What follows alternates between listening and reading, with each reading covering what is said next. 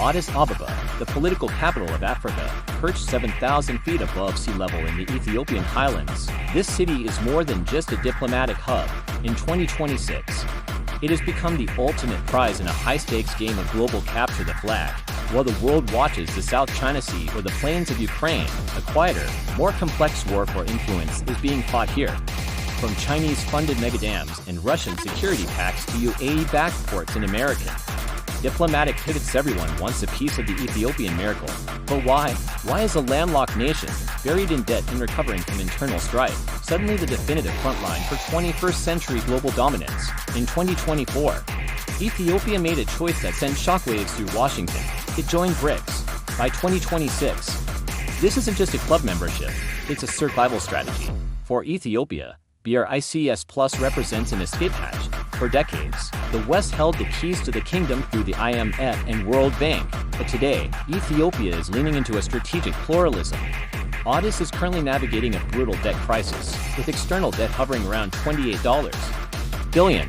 The traditional Western playbook demands painful fiscal cuts, but BRICS offers a different deal, the South-South model, infrastructure first, questions later.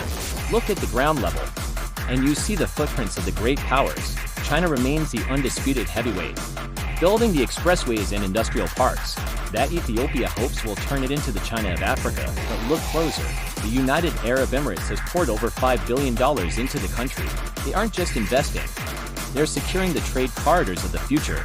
And then there's the water, the grand Ethiopian Renaissance Dam, a project that could make Ethiopia the energy battery of Africa is a geopolitical lightning rod. While the U.S. has historically tread carefully to balance ties with Egypt, BRICS members like Russia and China have no such qualms, backing Ethiopia's right to sovereign development. There is one thing Ethiopia lacks: a coast. In a globalized economy, being landlocked is a slow death. In early 2026, we saw a bizarre sight: Ethiopia, a country with no navy, participating as an observer in BRICS Plus naval exercises. It's a signal to the world.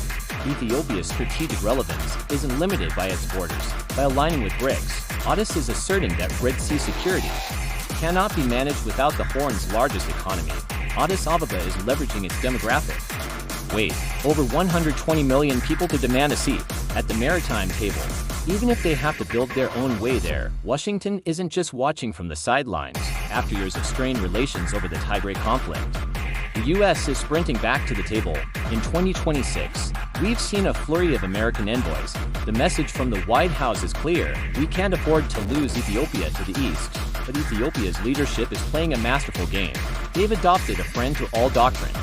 They take American security cooperation in the morning, Chinese infrastructure loans in the afternoon, and UAE investment for dinner. So, why are global powers fighting for influence in Addis Ababa? Because Ethiopia is the test case for the new world order.